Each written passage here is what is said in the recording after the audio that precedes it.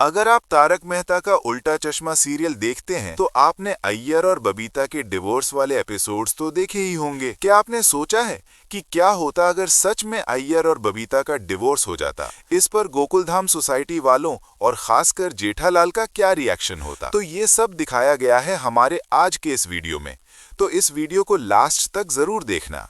Video start करने से पहले मैं आप सभी से एक छोटी सी रिक्वेस्ट करना चाहता हूं। दोस्तों, आप सबका प्यार और सपोर्ट ही हमारे चैनल का सबसे बड़ा मोटिवेशन है। अगला वीडियो सिर्फ आपकी वजह से रिलीज होगा, बस 100+ कमेंट्स कंप्लीट होने पर। अगर आप में से 10 लोग 10-10 कमेंट्स करेंगे तो हम इजीली 100+ कमेंट्स कंप्लीट कर लेंगे और मैं आपके लिए नेक्स्ट वीडियो ले आऊंगा। तो प्लीज कमेंट करो और अपना प्यार दिखाओ। आपके बिना ये पॉसिबल नहीं है।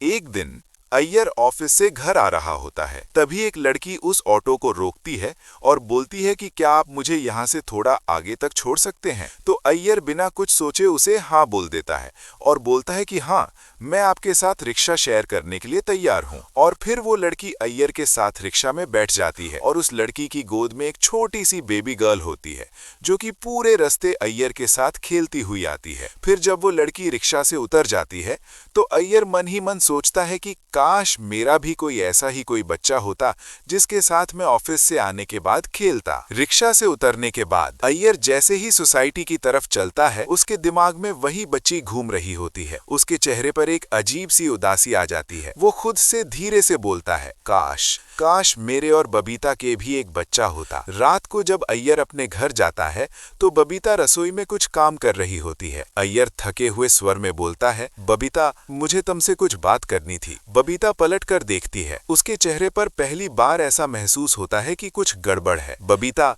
क्या हुआ? सब ठीक है ना? अय्यर कुर्सी पर बैठ जाता है, सिर झुका देता है। अय्यर बोलता है कि बबीता, हमारी शादी हुए इतने साल हो गए पर कभी सोचा है हमारी फैमिली अधूरी है? ये सुनते ही बबीता के हाथ रुक जाते हैं। बबीता नाराज होकर बोलती है कि ये बात फिर से? अय्यर, मैंने कितनी बार कहा है, अभी मैं बच्चा प्लान नहीं करना चाहती। अय्यर की आंखों में गुस्सा और दर्द दोनों उभर जाते हैं। तो अय्यर बोलता है कि पर कब तक बबीता, कब तक? तुम हमेशा अपने मॉडलिंग, अपने फ्रेंड्स, इन सब को प्रायोरिटी देती रहती हो। ये सुनते ही माहौल भारी हो जाता है। पहली बार दोनों के बीच इतनी तेज बहस होती है। तो बबीता बोलती है कि तो तुम बोलो, मैं क्या करूं?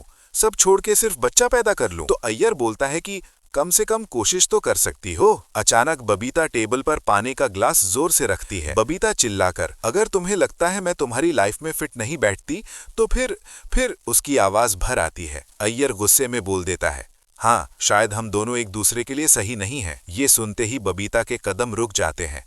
उसकी आंखों से आंसू निकलने लगते हैं और फिर बबीता बोलती है कि ठीक है अय्यर, अगर तुम्हें मेरे साथ नहीं रहना तो मैं तुम्हें डिवोर्स देने के लिए तैयार हूँ। ये बोलकर बबीता कमरे में चली जाती है। अय्यर वहीं सोफे पर बैठा रह जाता है और पहली बार महसूस करता है कि उसने हद पार कर दी है। नेक्स्ट मॉर्निंग अय्यर और बबीता आपस में कोई भी बातचीत नहीं करते हैं और अय्यर बिना कुछ बोले ऑफिस चला जाता है। अय्यर के ऑफिस जाने के बाद बबीता एक वकील को अपने घर पर बुलाती है और बोलती है कि आप डिवोर्स पेपर्स लेकर आना। इसके बाद बबीता का वकील जब डिवोर्स पेपर्स लेकर गोकुलधाम सोसाइटी में आता है तो उसे सोसाइटी कंपाउंड में भिड़े मिलता है। तो वकील भिड़े से अय्यर का पता पूछता है तो भिड़े वकील को एड्रेस बताकर पूछता है कि आप कौन हो और आपको अय्यर से क्या काम है? तो वो आदमी बोलता है कि मैं वकील हूं और मुझे बबीता जी ने यहाँ बुलाया है। तो भिड़े बोलता है कि बबीता जी ने?